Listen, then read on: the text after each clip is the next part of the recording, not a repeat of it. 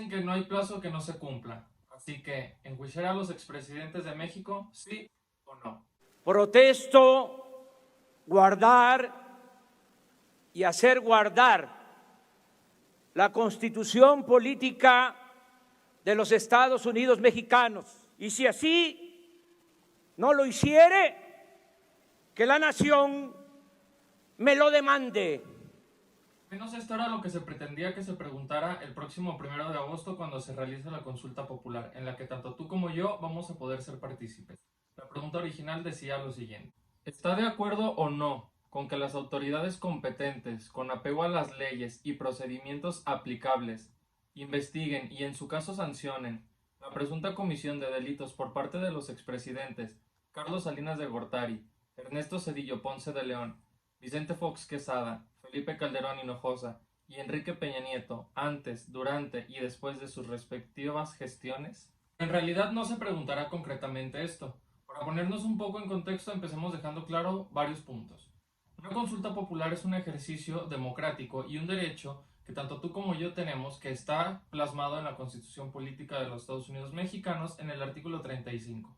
Esta básicamente consiste en poder tomar decisiones de trascendencia nacional. Es por esto que la Suprema Corte de Justicia de la Nación avaló que se realice dicho ejercicio. Además, será el primero que se realice a nivel federal. Pero entonces, ¿qué es lo que se preguntará este 1 de agosto y a qué responderemos? La pregunta dice así: ¿estás de acuerdo o no en que se lleven a cabo las acciones pertinentes con apego al marco constitucional y legal para emprender un proceso de esclarecimiento de las decisiones políticas tomadas en los años pasados por los actores políticos, encaminado a garantizar la justicia y los derechos de las posibles víctimas? Pero entonces, ¿por qué se cambió esta pregunta?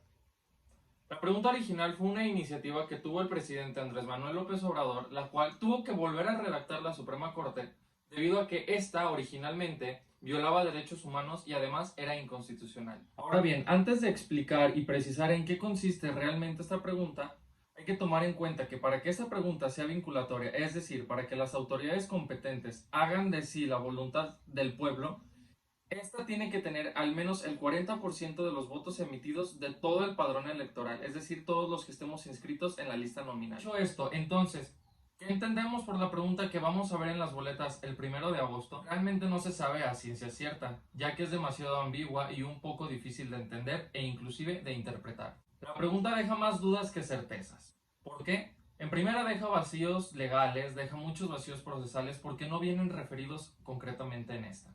En un punto de la pregunta menciona sobre decisiones políticas en los años pasados por actores políticos, en la cual no se especifica ni el rango del tiempo ni de quiénes estamos hablando como actores políticos.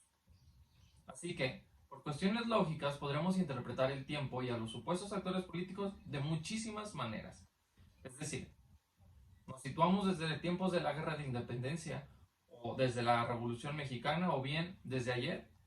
¿Acaso vamos a juzgar a Santa Anna y lo vamos a sancionar por la venta del territorio? Es por esto que ha de entenderse que todo actor político es aquel que ejerce o en su momento ha ejercido alguna función que conlleve decisiones político-administrativas, y pues estos básicamente podríamos decir que son diputados, senadores, gobernadores, presidentes municipales, secretarios de Estado, jueces y sí, también el presidente de la República. Así pues, al no dejar claro el tiempo ni el límite de personas a quien nos estemos refiriendo, esto estaría sentando un precedente enorme, ya que como el tiempo es progresivo, también en su momento podríamos sancionar al actual presidente de la República e incluso a integrantes de su gabinete, como por ejemplo al intento fallido de médico político de Hugo López-Gatell, a Marcelo Ebrard, a Claudia Sheinbaum e inclusive también, ¿por qué no?, a Manuel Bartlett. Y ante la gran ambigüedad de la pregunta, su mala redacción, su falta de claridad e inclusive las posibles interpretaciones que se pudieran suscitar, todo indica ser que, como coloquialmente se dice, al presidente Andrés Manuel López Obrador le salió el tiro por la culata. ¿Por qué digo esto? Porque él mismo ya ha desalentado a la participación ciudadana a una consulta popular que él promovió en su momento hace más de un año. Además, él ya ha manifestado en sus mañaneras que él no será partícipe y no votará porque lo suyo no es la venganza. Pero entonces, la gente que sí vote, ¿se vengará? Vaya pueblo sabio, ¿eh? Que si la gente decidía que sí se les debía juzgar, yo tendría que seguiría defendiendo el punto de que es mejor pensar hacia... Es por esto que, si existen o llegaren a existir en su momento delitos de cualquier índole, las autoridades competentes están obligadas a actuar en consecuencia y hacer justicia, puesto que la aplicación de la ley no se pone a disposición o a una consulta popular. Ser partícipes de esta pseudopráctica democrática realmente sería votar por algo falso y estaríamos dándole la espalda a la real esencia de la democracia. Porque lo único que se pretende que se realice este 1 de agosto es que solamente sea un distractor que desvíe la atención de los verdaderos problemas que se viven a nivel nacional, como por ejemplo el abastecimiento de medicamentos oncológicos, la compra de vacunas para la COVID-19 y por ende vacunar a la gente, y también, ¿por qué no?, atender los problemas de corrupción, que de hecho en la familia y en el gabinete del presidente hay demasiados. Aunado a esto, se estima que el costo de esta consulta popular equivaldrá aproximadamente a unos 500 millones de pesos. Y como es muy probable que esta pregunta o esta encuesta no sea vinculatoria, este dinero se verá desperdiciado justamente en un momento en donde se vive una crisis económica. El verdadero motivo es que lo único que pretende el presidente Andrés Manuel López Obrador es que la sociedad siga polarizada, siga desinformada y más pobre, para él poder seguir haciendo hasta lo imposible por absolutizar el poder. Y recordemos que el poder absoluto corrompe absolutamente. Ahora bien, si la pregunta es o no vinculatoria, el presidente seguirá su lucha en atacar a quienes no estemos de acuerdo en sus disposiciones, en sus lineamientos e inclusive en sus ideologías. Es por esto que él se ha dedicado a atacarnos a nosotros que vivimos en la clase media. En fin, ¿realmente vale la pena salir a votar este 1 de agosto a un capricho demagógico? Desde mi punto de vista, no, porque sería un atropello a lo que realmente significa la democracia.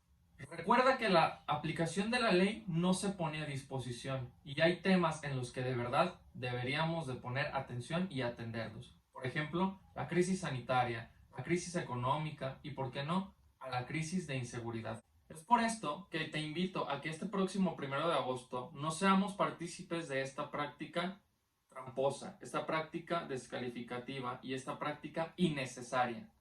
Te invito también a que te involucres en la vida pública, en la agenda política del país, porque te interese o no, la política influye de manera indirecta o directa en nuestras vidas cotidianas.